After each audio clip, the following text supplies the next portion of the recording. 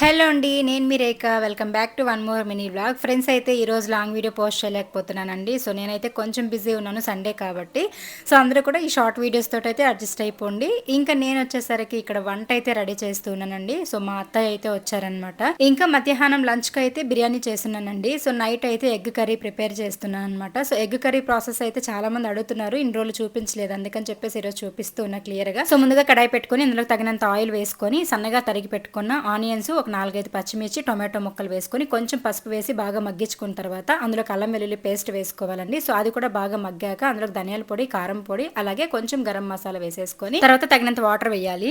ఇంకా అలాగే ఉప్పు కారం సరిపోయిందో లేదో చెక్ చేసుకొని చాలకపోతే వేసేసుకొని అయితే మూత పెట్టేసి ఒక 10 నిమిషాలు కుక్ చేసుకోవాలి. బాగా బాయిల్ అయిన తర్వాత ఇందులోకి అయితే మనకి ఎన్ని ఎగ్స్ కావాలో అన్ని ఎగ్స్ అయితే ఈ విధంగా పగలగొట్టి వేసేసుకోవాలండి. ఎగ్స్ ఇట్లా పగలగొట్టి వేసుకునే ముందు మంట అనేది హై ఫ్లేమ్ లో కాకుండా మీడియం ఫ్లేమ్ లో పెట్టుకోవాలి. దాని తర్వాత నెమ్మదిగా ఒక 10 నిమిషాలు కుక్ చేసుకున్న తర్వాత ఇలా కలుపుకోవాలన్నమాట. సో చూసారు కదా ఎంత టేస్టీగా ఉంటుందంటే చాలా బాగుంటుందండి. ట్రై చేయండి. లాస్ట్లో కొత్తిమీర అయితే గార్నిష్ చేసేసుకుని నచ్చితే లైక్ చేయండి.